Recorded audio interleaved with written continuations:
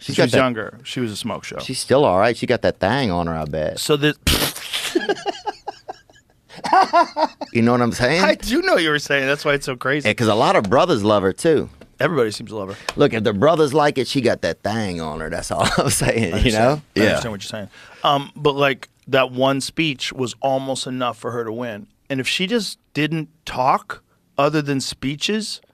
But they would have done. They needed to do a better job with the speeches because every speech was the same. And the problem with that is we were talking about this, like the internet. You get to see that speech over and over again online, like, and then people make compilations of the speech. And right, and then the same thing. But it's like if someone goes to see your act, you know, they don't understand. Like acts, like to develop a bit, it takes months and months and months to really like put it together where it's like rock solid. Yeah.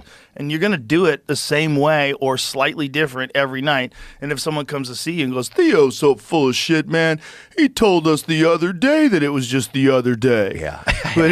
But meanwhile, he said it 3 weeks later. It wasn't just the other day. It was 3 fucking weeks ago, dude. You're repeating the same shit. So yeah, you got too many leap years, white boy. Yeah, shit like that. Exactly. So that's what they feel about like a presidential candidate that's telling the same speech over and over. Well, hey, you're not supposed to go see all those speeches. But yeah. You know? Yeah. But the thing is about you're Trump. not following the Grateful Dead here. You know, Trump it's like, rambles. but Trump has a lot, though. Trump has a lot that are repetitive.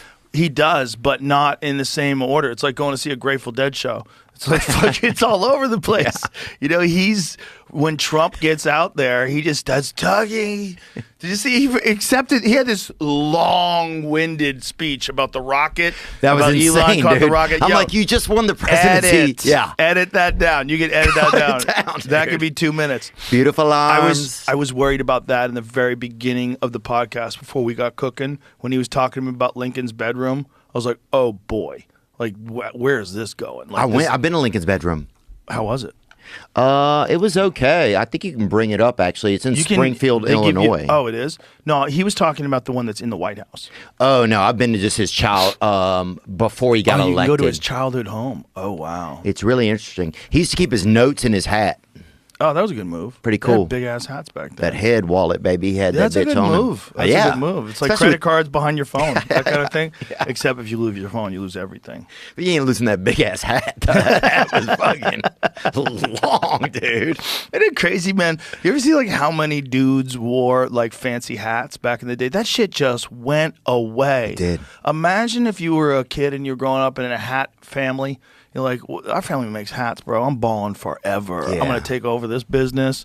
And then no hats. If you watch, there's a great outside boxing match in Reno, Nevada between Jack Johnson and I think it's Jim Jeffries. And I think this is... Jim Jeffries? Yes. Not that guy. Another one. It's not the comedian. No, I'm talking about the murderer. No. Maybe. I don't think so. I think it's just a boxer. Who was it? James Jeffries. So see if Jack Johnson versus... This is it. Who killed the people with that Kool-Aid or whatever? Like, there's a video of all these folks that are walking like to the event, and every man has a fucking hat on, dude. Wow. They all have hats. Yep. Look, they all have fancy hats. Look at all these guys. They're taking off their hats, waving their hats. Men left the house with a fucking hat on. Look at this. Wow. Dude, they all have these fancy hats. What happened? They're all dressed up nice with fancy hats. First of all, good luck seeing anything outside the Republican National Convention of that many people on the streets dressed up in suits. That's it. That's the only time you're ever going to see this. These are like regular men walking on the streets. Everybody had fancy hats on and a nice button-up shirt and a suit jacket. That's Jim Jeffries right there. Oh, those guys are good, dude. James J. Braddock. That's John L. Sullivan. No way. Yeah. The guy from that's the guy from Monopoly right there. He was a bare knuckle boxer back in the Dizzy. So and he was still famous back then. Wow, look at him putting it all together. That's so cool. Isn't that cool? So they built this outdoor stadium to watch Jack Johnson beat the fuck out of Jim Jeffries. Oh. That's how it goes. Jim Jeffries was trying to make a comeback. He was a little bit older. Back then, bro, boxing would go until someone died. Yeah. They would have, I mean, what's the most rounds they had back then? They were crazy. It was like 80 rounds or something. Like, what's the longest old school boxing match ever, Jamie? I think they had some insane amount of rounds. That's a good question. Look at this. The greatest number of rounds was 276 in a 4-hour and 30-minute fight when Jack Jones beat Patsy Tunney in Cheshire in 1825. Holy fuck, dude. And were introduced in 1867. Each round of a fight would last until someone was knocked down. Oh my God. Wow. Bro, 276 rounds is so crazy. Ugh. That's when you get all your CTE in an IV bag. Yeah. You just get, you have to. That's the Brennan Shaw gauntlet right there, dude. You just get your CTE just hot pumped into your fucking brain. Modern. I'm just boxing joking, would be Brendan. 110, I guess. Oh my God! At New Orleans, that's where it was. In he lived to 94. He lived to 1867, 95. Oh, these are when they died. Oh, because in 1893, it lasted 110 rounds. Oh Wow. my God! 7 hours and 19 minutes. It was declared a no contest. Later changed to a draw. Dude, most people couldn't go that long without even looking at their phone, dude. Much less having to fend off a guy. Having to take a shit. You're in the middle of a 200-round fight. You have to take a shit. They should have a diaper round where we have to fight and shit at the same time. I would bet it affect your punching power if you just waddle around and shit. Of course. Dude, You I don't don't think shit? there's a way you can shit and punch at the same time. It would be Can they? very hard. Very Look that hard. up. Very hard. Because, think about it. Yeah. No. It'd be so you need soft. to tighten all that up if Yeah. you're going to throw a good punch. Like your ass cheeks tighten because you kind of use your legs as you thrust forward. You really can't shit and punch not effectively. Fuck You're gonna yeah, lose we that cracked round. the code, bro. Yeah, we cracked the code. You're going to lose that round. So I guess they probably just pissed themselves. I know guys who've shit themselves in the UFC. Multiple guys. Yeah. It breaks my heart. I believe Tim Sylvia shit himself in a fight once. Who else? Someone came out there. Michael Chiesa looked over at me once while I was doing commentary. And I think he got called. I mean, it was perhaps one of those situations where the fight before ended quicker, so he didn't get as much warm-up time as he wanted. Yeah. And then all of a sudden he's running out there, and he looked at me. He goes, "Dude, I'm about to shit my pants." I go, "Really?" He goes, "Yeah, I'm about to shit my pants." And he won. He went out there and won first-round submission. Because he had to. Because he had to, man. Yeah. Dude, there's no... So is this the fight? Is this another guy who shit his pants? 5 fighters happened to 5 who people. pooped their shorts. Yeah, it happens, dude. This guy shit himself a little bit. Dude, I would shit myself if I had to go in there. Yeah. So that's crazy. Tim Sylvia definitely shit himself. Randleman shit himself? Like that. Yeah. It happens, man. Look, you're getting your I'm not dead. Yeah. liver pounded on. You're getting kneed in the They don't even guts. have the one that happened. Oh, I got in a car accident once and it happened. You shit yourself? I didn't want to. I didn't have a choice. It just happened. It wanted to. She shit her pants too. Justine Kitch, No. congratulations. All over the. I bet dudes would pay a Call lot of time money out. for that on OnlyFans. You could sell them shitty drawers. And that's Mark Goddard right there. Call time out, brother. They just stepped No. in it. Oh, that's is that Keith. what it is? That's the Yeah. poop? Yeah. Oh, no. Imagine if you're, like, face down, if someone's putting you in a rear naked choke and they didn't clean the mats that good and the person before shit all over the place. You get pink eye while you're getting your ass kicked. God, that makes me scared. Yeah, that's a scary job. That's the scariest job. You think, Yeah, I went to that fight with you. Or no, I went to that fight. Remember me and Joey Diaz went which one? in New York. I was thinking of your fighters. Well, I went and saw the James J. Braddock statue before. It was in New really? Jersey. Before Dustin and that last fight that he had. No, the one before the last fight. Justin Gaethje? That was in... No, after that. It was in New Jersey.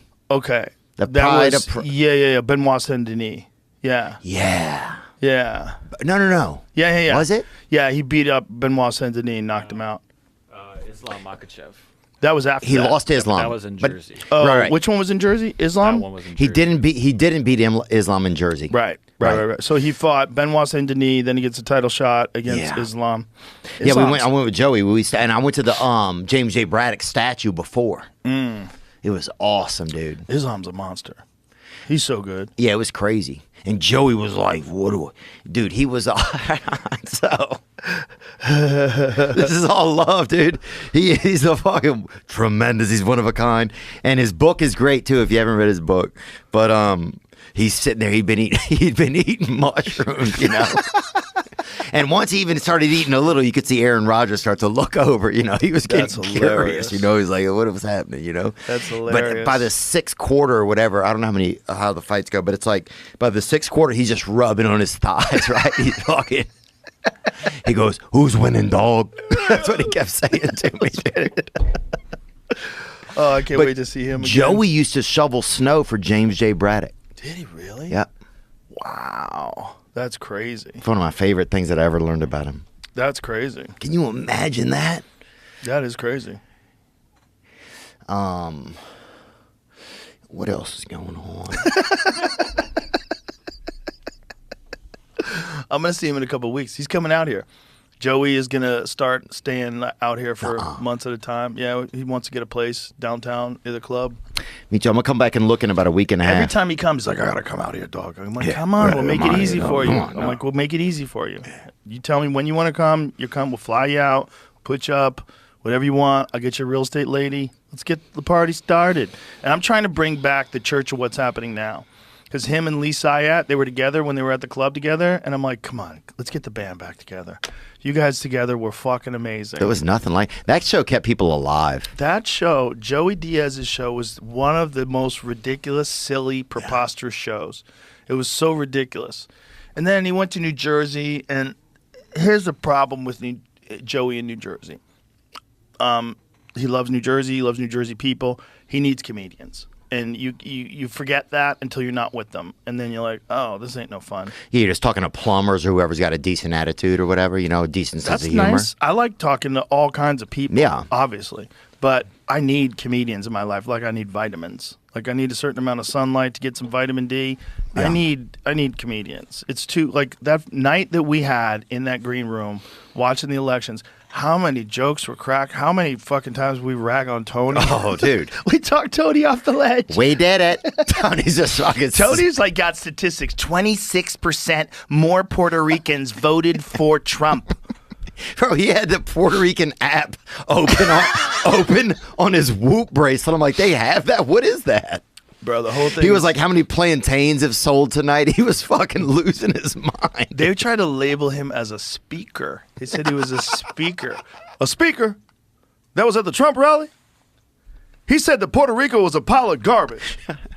These are human beings. Was that Adam Ray? No, that's Obama. Oh, it is? A speaker? That was at the Trump rally?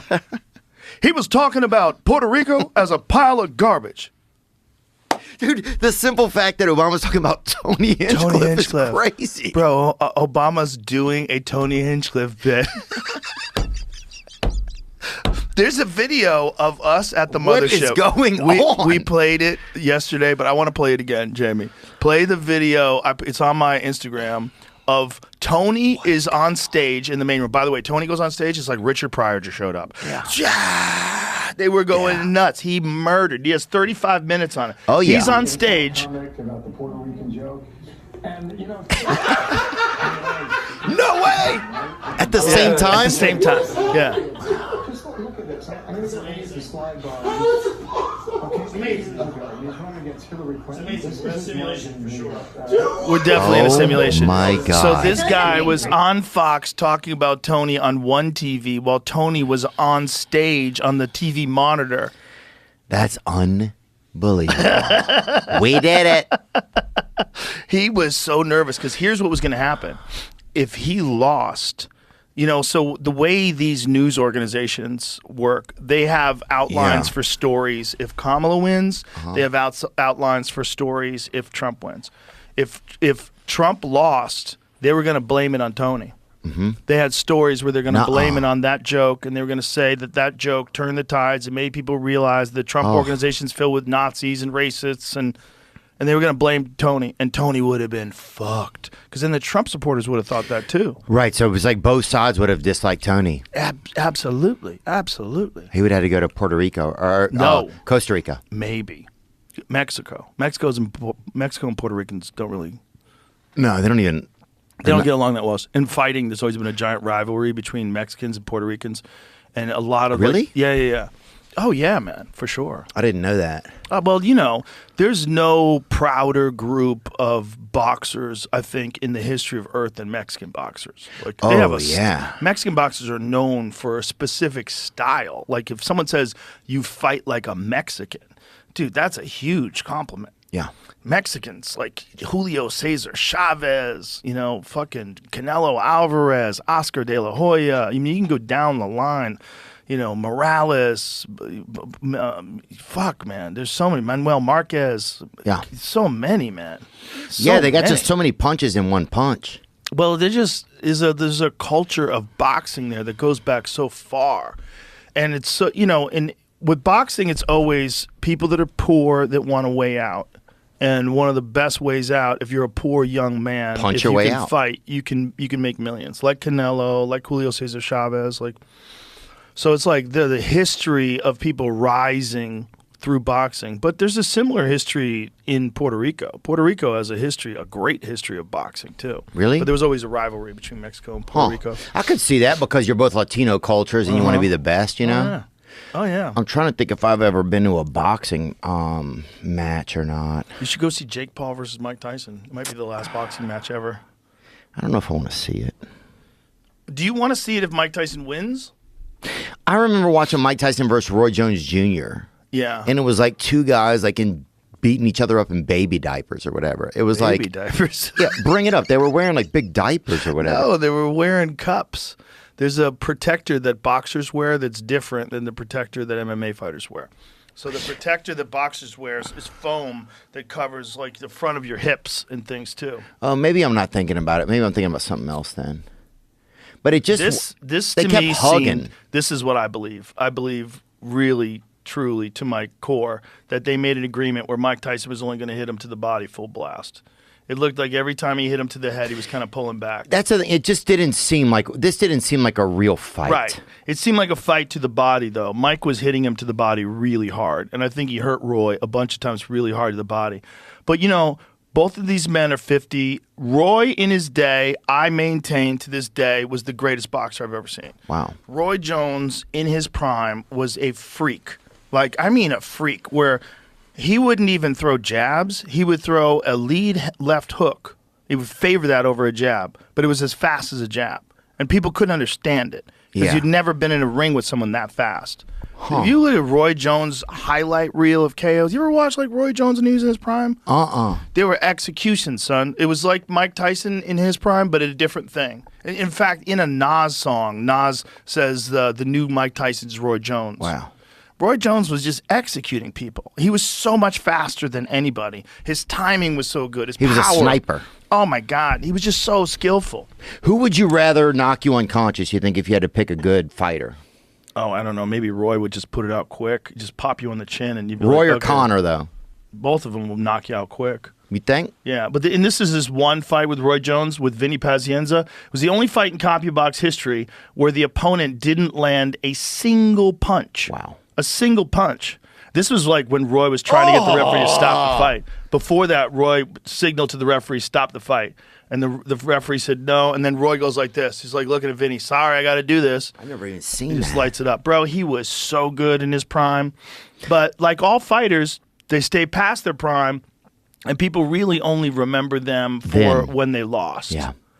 You know, Roy in his prime was just something completely special. He had an Allen Iverson vibe. You went to watch him just to see how long guys would last. Wow. That's what you would watch, to see what he would do to guys. I did a fishing rodeo with him once. Did you really? Yeah. Oh, he's a big fisherman. He dropped his hands, put him behind his back, and knocked the guy out. Like lured the guy in and hit him with one straight right hand and dropped him. It was one of he would just like be toying with dudes. That's crazy, dude. I can't even get a fucking medium jacket off of my body. And this guy's doing this shit. That's what blows my mind, Roy dude. was so good. He was so good. Oh, and everybody that went in that there. brother right there. There's a thing that happens when a guy's going to fight. Like you would see it with Anderson Who is that, Silva. Bill Cartwright? Who's he fighting? I don't know. Some dude is in real trouble. They should have stopped this fight already. God, bro. That dude did not need to take those other 2 punches. Dude, he was so fast. Yeah, dude. Tony was Tony was. He was terrified. chain He was terrified. Tony was terrified. Right when I walked in, I hadn't seen him in months. I'm just fucking grilling him. Bro. I'm like, there he is. I'm like, who's in Island now? That's what I said to him, dude. He's fucking sitting there. Who's an island now? Did you really say that to him? Yeah. And here's the best thing about Tony, though. He laughed. Like, Tony is for the joke, right? Oh, yeah. Like, even if he's, like, going through it, he respects the joke. And Always. There's many layers to that whole thing. It's like, Tony is who he is. Yeah. And you respect that to the core. Was it the best timing? Probably not, right? No. Was there a lot of supervision over him, what he said? No. Probably not. But that just shows you how disorganized that meeting was. It's disorganized, but it's also real. So it's like there's two ways to look at it. It's like it's like nobody proofread it. Let me clear something there, because we did say that they had went over his material. They didn't. They did not go over his material. They did. Someone suggested he take one joke out. So he took this one joke out, and he's like, oh, what do I put in its place? He decided to go with the Puerto Rico joke. You fucking dumbass. Don't you know?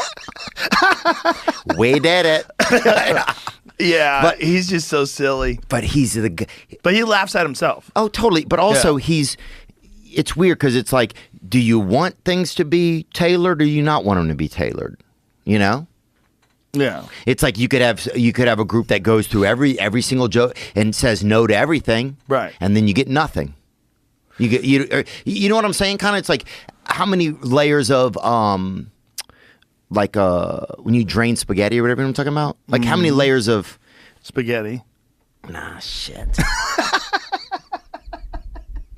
I don't know. It's been a long year. I know what you're saying. But I think when you get to a certain level of your career, you got to say no to things that are outside of comedy. Yeah. If you're just coming up and someone says you want to go speak in front of the president, go out there, make a mark, soldier. Give it your best. Yeah. But if you're Tony Hinchcliffe and you just did the Tom Brady roast, Kill Tony's the #1 comedy podcast in the world. Unreal. You have millions and millions of downloads every week. Don't do that. Just do comedy. You're really good. That's what I was trying to tell people. If you saw those same jokes on stage, he kills. Fucking crushes. It's just the worst environment ever for it. Lights are bright. It's in the day. Yeah. No one knows a comedian. He goes up cold. No one goes on after him. There's like his big ass pause after him. The whole thing was like organized terribly. Yeah. Terribly.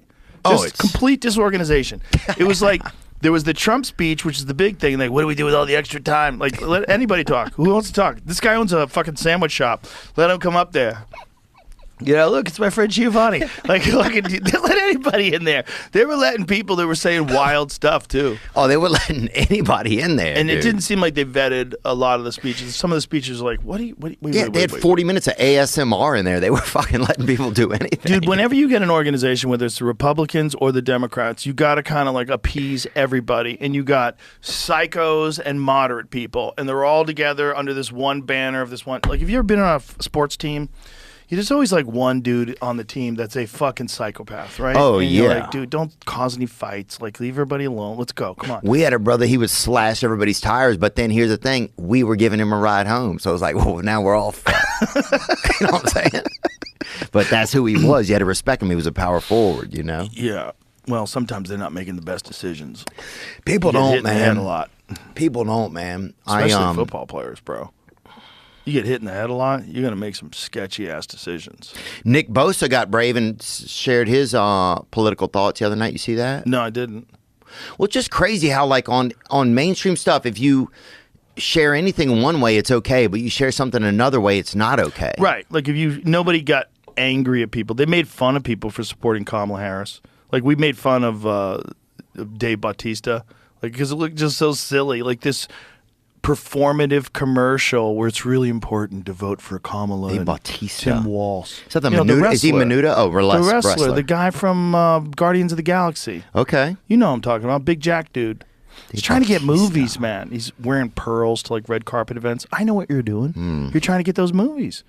You got to like show what, though? You're an artist. You're sensitive. You're on the right side. Put him in he wants to be a lead in a movie. He wants to be a movie star. Then fucking turn on your camera at a house and make something. Dude, I'm telling you, it's the right move. What he's doing is the right move. Even if he's faking it. You mean for Hollywood, you mean? Yeah. Wear the beads. Wear pearls. That softens you up a little bit. Lose some weight. Lost a bunch of weight.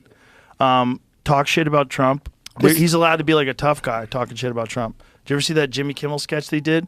We called Trump a whiny bitch, and you ever seen it? Where Jimmy Kimmel called Donald Trump that? No. Bautista. Bautista did? You never saw it? Find it, because it's kind of funny. Is he the Intercontinental Champion? I haven't watched wrestling in a bit. He was a big-time wrestler, was a giant dude, like fucking built like a superhero. And then he went and did Guardians of the Galaxy. He was a giant dude with Chris in that. Pratt. Yeah. He's a big, giant wrestler, dude. Yes, now I know you're talking about. Yeah, but he wants to be a movie star, so he's losing some weight. He's a good actor, too, man. He was good in that, what was that movie, The Glass Onion. Yeah, that was a great movie. He was really good in that. Trying to think of what I've seen He's just recently. like if you're a big giant dude and you're a big muscle bound giant dude and you want to do like serious roles, like you kind of got to lose some weight. You know, you kind of got to like support Kamala Harris. You kind of got to like wear pearls. You kind of got to like soften your stance. You know, you got to kind of like be performative that you're the guy that they would want to pick, because that's like part of the battle. Like, here, let me get this. Oh, that's him? Yeah. I thought that was Eddie Bravo, Donald dude. Trump is some kind of tough guy. He's not. I mean, look at him. He wears more makeup than Dolly Parton. He whines like a baby. The guy's afraid of birds. Donald Trump had his daddy pay a doctor to say his Will feet hurt so he could dodge the draft. Look at that gut. Like a garbage bag full of buttermilk. He sells imaginary baseball cards pretending to be a cowboy fireman. Guy's barely strong enough to hold an umbrella. I mean, Well, look he's how he working drinks out. water. And where is this? At Jocko's gym? I A don't know. little pink chickadee. That's pretty funny. He's got jugs. Big ones. Like Dolly Parton. He cheats at golf. He creeps around beauty pageant dressing rooms. You know that little dance he does? Yeah, he's a He looks like pervert, he's jacking dude. off Who a isn't a giraffe's pervert? ass. He's moody, he pouts, he throws tantrums. No, get those lights off! He acts like a 5-year-old behind the wheel of a truck.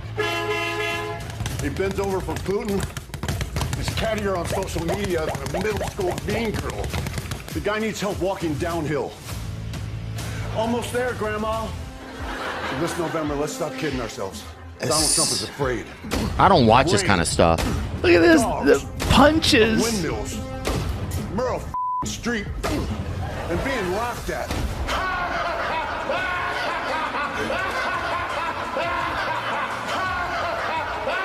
Isn't it past your jail time? Mostly, he's terrified that real red-blooded American men will find out that he's a weak, tubby toddler. Mommy, take me home, Mommy. I want to go home. What's wrong, tough guy? Someone grab you by the Wow. That closing line's pretty tough, That's dude. not bad. He called him a good. bitch. But it's like, you know what he's doing?